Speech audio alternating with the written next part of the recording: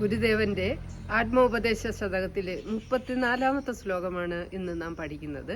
കഴിഞ്ഞ ക്ലാസ്സിൽ അറിവ് നിജസ്ഥിതി അറിഞ്ഞിടാനായി തരമുതലായ വിഭൂതിയെ മുഴുവനും ഉണ്ടാക്കിക്കൊണ്ട് മറിഞ്ഞു തിരിയുന്ന ഒരവസ്ഥ എന്ന് പറയുന്നത് അലാദസമം എന്നാണ് പറയുന്നത്. ഒരു തീക്കൊള്ളി എപ്രകാരമാണോ എടുത്ത് ഒരു തീപ്പെട്ടിക്കൊള്ളി എടുത്ത് നമ്മളിങ്ങനെ ഒരു ചിത്രം വരയ്ക്കുന്നത് പോലെയാണ് അത്. ഒരിക്കലും ആ ചിത്രം സത്യമല്ല. ആ വരയ്ക്കുന്ന സമയത്ത് നമുക്കൊരുണ്ടാകുന്ന ഒരു തോന്നൽ മാത്രമാണ്. അതുപോലെ ആ തീക്കൊള്ളി എന്ന് പറയുന്നത് വെറും നിർവികാരനായിട്ടുള്ളതാണ്, ഏകമായിട്ടുള്ളതാണ്. അപ്പോൾ ഏകമായ ഒരാൾ ഉണ്ടാക്കുന്നതാണ് ഇതെല്ലാം എന്ന് ഗുരു വ്യക്തമാക്കിയതിന് ശേഷം ഇന്ന് വീണ്ടും അത് തന്നെയാണ്, അതിൻ്റെ കുറച്ചുകൂടെ വിശദമായ ഒരവസ്ഥയാണ് ഗുരു പറയുന്നത്. കാരണം സാധാരണ ഒരു മനുഷ്യനെ സംബന്ധിച്ചിടത്തോളം ഇതെന്തുകൊണ്ടുണ്ടാകുന്നു എന്ന് പറയാം. അത്ഭുതകരമായ ഈ കാലദേശങ്ങൾ എങ്ങനെ ഉണ്ടാകുന്നു എന്നുള്ള ചോദ്യം, അതെങ്ങനെ നശിക്കുന്നു എന്നുള്ള ചോദ്യം അവരുടെ ഉള്ളിൽ എന്നും ഉണ്ടായിരിക്കും. അത് സത്യം കണ്ടെത്തിയാൽ മാത്രമേ ഈ ചോദ്യം അവസാനിക്കുകയുള്ളൂ. ഇരുട്ട് ഇല്ലാതാകുമ്പോൾ, വെളിച്ചം കൊണ്ടുവരുമ്പോൾ ഇരുട്ട് ഇല്ലാതാകുന്നത് പോലെ പിന്നെ ചോദ്യമില്ല എന്താണ് ഇരുട്ട് എന്നുള്ളത്. അതുപോലെ ഒരവസ്ഥയാണ്.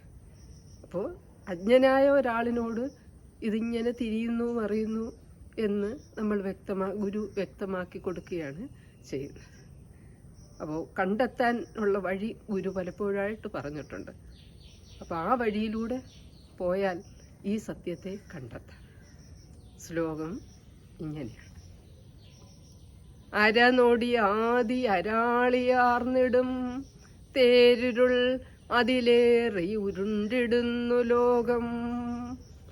അറിവിൽ അനാദിയതായി നടന്നിടും തൻ തിരുവിളയാടൽ ഇതെന്ന് അറിഞ്ഞിടേണം. അരനൊടി ആദി. അരനൊടി എന്ന് പറയുമ്പോൾ നമ്മളിങ്ങനെ ഒന്ന് കൈ ഞൊടിക്കുന്ന ഒരു സമയം.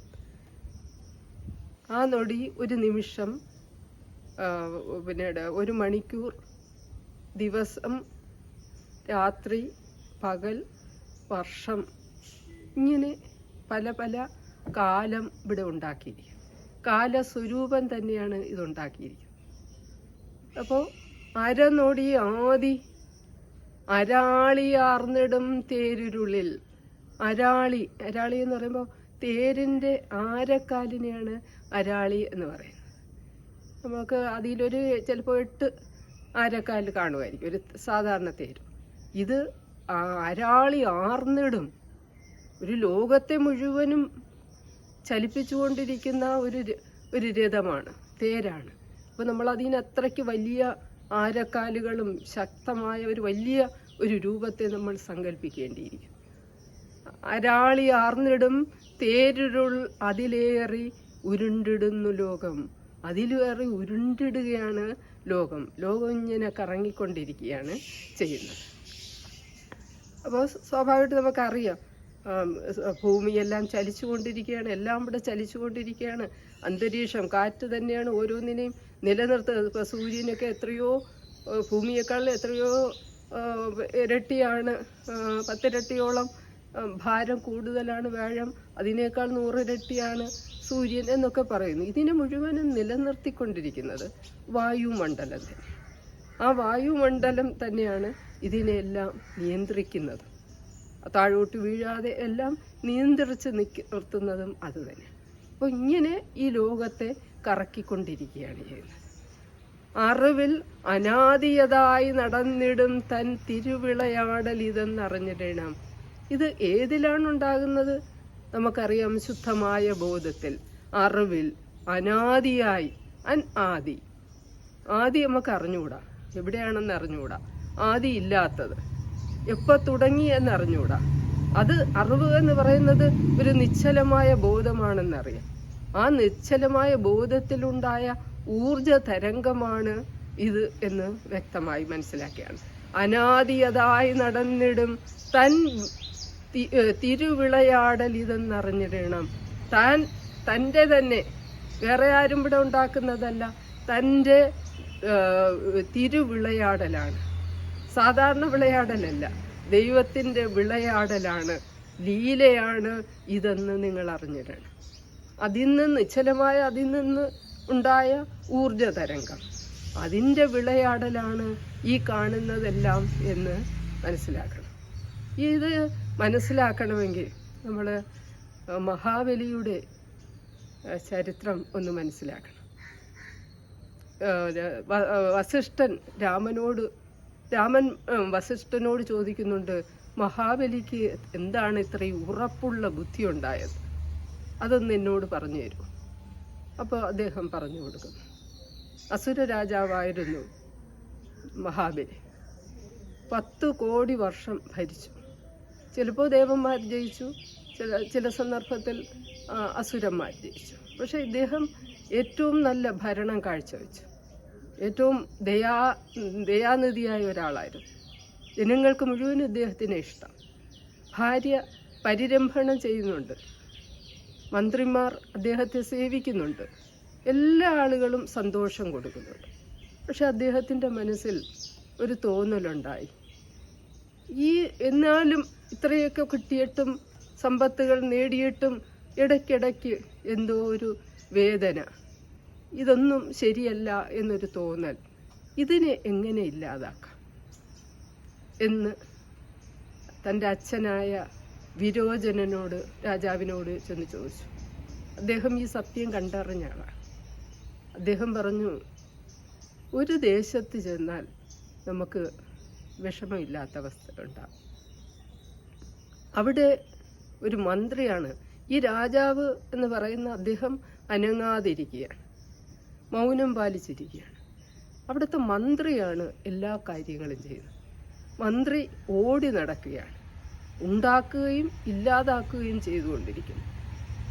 അപ്പോൾ ആ മന്ത്രിയെ ആണ് എല്ലാ കാര്യവും ചെയ്തുകൊണ്ടിരിക്കുന്നത് എന്നുള്ളത് കൊണ്ട് നമ്മൾ ആ മന്ത്രിയെയാണ് ആദ്യം നോട്ടമിടാനുള്ളത്. കാരണം ഈ പറയുന്ന ദേശം എന്ന് പറയുന്നത് മോക്ഷം എന്നുള്ള ദേശമാണ്. ഈ മതയാനയെ പോലെ ഓടി നടക്കുന്നത് എന്ന് പറയുന്ന മന്ത്രി മനസ്സ് തന്നെയാണ്. അതിനെ ഏതെങ്കിലും വാളുകൊണ്ടോ വജ്രം കൊണ്ടോ ഒന്നും, വജ്രായുധം കൊണ്ടോ ഒന്നും നമുക്കില്ലാതാക്കാൻ സാധിക്കില്ല. പക്ഷെ നമുക്കതിനെ ഇല്ലാതാക്കാൻ സാധിക്കും എന്ന് പറഞ്ഞിട്ട് പറയാം. കാരണം ഈ ബുദ്ധിയെ തന്നെ മനസ്സ് വലിച്ചുകൊണ്ട് പോയി ഇന്ദ്രിയങ്ങളിലൂടെ പുറത്തേക്ക് ഓടിക്കുകയും ഓരോ വിഷയങ്ങളിൽ ചെന്ന് ചേർന്ന് അവിടെ ഒരു ബന്ധം സ്ഥാപിക്കുകയും ചെയ്യും. അപ്പോൾ നമ്മൾ ആദ്യം ചെയ്യാനുള്ളത് ഈ മനസ്സിനെ, ബുദ്ധിയെ, സത്യസ്വരൂപനെ കാണിച്ചു കൊടുക്കുക.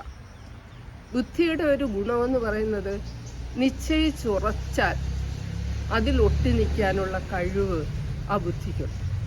ബുദ്ധിക്ക് അത്രയും വലിയ കഴിവാണ്. ഇപ്പോൾ ആ ബുദ്ധി മനസ്സിലാക്കുന്നില്ല താൻ എന്താണ് ചെയ്യുന്നത്. തന്നെ ഈ മനസ്സുകൊണ്ട് ഓടുന്ന വഴിയിലൂടെ ഒക്കെ ബുദ്ധി ഓടിക്കൊണ്ടിരിക്കുകയാണ്. അതുകൊണ്ട് ആ ബുദ്ധിയെ സത്യത്തിലേക്ക് കൊണ്ട് ഉറപ്പിക്കുക എന്ന് പറയുന്നത് നമ്മൾ ചിന്തിക്കണം. ഇവിടെ ഉള്ള ഒന്നും നശ്വരമായിട്ടുള്ളതാണ്, അനശ്വരമായിട്ടുള്ളതല്ല. അതിലുള്ള ബന്ധങ്ങൾ എപ്പോഴും നമുക്ക് വേദന ഉണ്ടാക്കുകയുള്ളൂ, അതിൽ പൂർണ്ണമായ സുഖമില്ല എന്ന തത്വബോധം, അതാണ് തത്വബോധം എന്ന് പറയുന്നത്.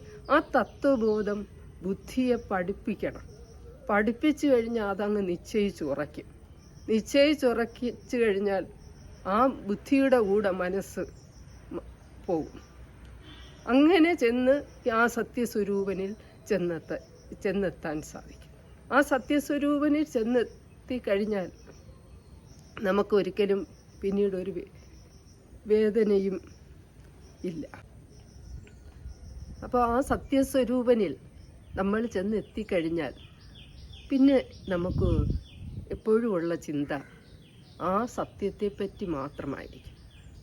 യഥാർത്ഥത്തിൽ നാം ഓരോരുത്തരും തന്നെയാണ് പരമേശ്വരൻ. ഇവിടെ കാണുന്ന, നമുക്ക് വെളിച്ചം തരുന്ന സൂര്യനും ചന്ദ്രനും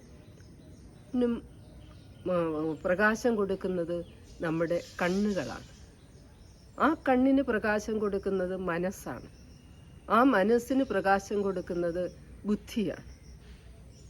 അപ്പോൾ അതിന് പ്രകാശം കൊടുക്കുന്നത് ഞാൻ തന്നെയാണ്. അപ്പോൾ ഞാൻ തന്നെയാണ് ഇവിടുത്തെ പരമേശ്വരൻ.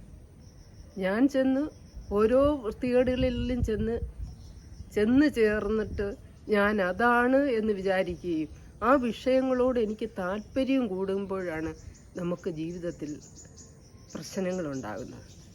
ഇത് നേടിക്കഴിഞ്ഞാൽ, ഈ സത്യം നേടിക്കഴിഞ്ഞാൽ നിനക്ക് രാജാവായി ഇവിടെ വാഴാം. പക്ഷേ നിനക്ക് പരാജയം സംഭവിക്കുമ്പോഴോ വിജയം സംഭവിക്കുമ്പോഴോ നിനക്ക് സുഖമുണ്ടാകുമ്പോഴോ ദുഃഖമുണ്ടാകുമ്പോഴോ നീ ബഹളം വയ്ക്കുകയില്ല. എല്ലാം ഒരു കാഴ്ചക്കാരനെ പോലെ നോക്കി നിന്നുകൊണ്ട് പ്രവർത്തിക്കാൻ നിനക്ക് സാധിക്കും. അങ്ങനെ പ്രവർത്തിക്കുമ്പോഴാണ് നീ ഏറ്റവും മനോഹരമായ ഒരു ജീവിതം, കലാപരമായ ജീവിതം നീ നയിക്കുന്നത്. അത് നയിക്കാനാണ് ഈ ലോകത്ത് ഓരോ മനുഷ്യനും വന്നിരിക്കുന്നത്. ചെറു ജീവികൾക്ക് ബോധമുണ്ട്, അതിന് കഴിക്കുക എടുക്കുക, അതിനപ്പുറം ഒന്നുമില്ല. മനുഷ്യനെ നിങ്ങളൊന്ന് ആലോചിച്ച് നോക്കണം. കണ്ണുകൾക്കോ ചെവിക്കോ ശരീരത്തിനോ ഒരു വൈകല്യം ഉണ്ടാകാതെ സൃഷ്ടിച്ചു വച്ചിരിക്കുകയാണ് ദൈവം. ആ ശരീരത്തെ, ആ ദേഹത്തെ, ആ മനസ്സിനെ, ആ ബുദ്ധിയെ സത്യമായിട്ട് യോജിപ്പിക്കുക, അതാണ് യോഗമെന്ന് പറയുന്നത്. അങ്ങനെ യോജിപ്പിക്കാൻ കഴിയുന്നത് ആരാണോ അവരാണ് ഏറ്റവും നല്ല മനുഷ്യൻ, പൂർണ്ണ മനുഷ്യൻ. അവർ തന്നെയാണ് പരമേശ്വരൻ. അതാണ് ഗുരുവിടെ പല ശ്ലോകങ്ങളിലൂടെയും പറഞ്ഞു. ഇവിടെ സാധാരണ മനുഷ്യന് വേണ്ടി ഇത് നിങ്ങൾക്കൊരു സംശയമുണ്ടാവും, എന്തുകൊണ്ടാണ് ഇതിങ്ങനെ? അപ്പോൾ ഇവിടെ കാലമൊക്കെ പിന്നീടുണ്ടായതാണ്. ബ്രഹ്മലോകം തൊട്ടേ നമുക്ക് കാലമുണ്ടാകുന്നുള്ളൂ. അതിനു മുമ്പ് കാലമൊന്നുമില്ല. നമ്മൾ സമയം അറിയുന്നില്ല, നമ്മുടെ ശരീരത്തെപ്പറ്റി അറിയുന്നില്ല. ഒന്നും അറിയാതെ നിന്നുകൊണ്ട് നമ്മൾ സ്വയം പ്രകാശമായി നിൽക്കും. ജ്യോതിസ്വരൂപനാണ് നാം ശിവൻ തന്നെയാണ്. അതിലേക്കാകട്ടെ നിങ്ങളുടെ ജീവിതം. ഗുരുവിൻ്റെ അനുഗ്രഹം നിങ്ങൾക്കുണ്ടാകട്ടെ. നന്ദി, നമസ്കാരം.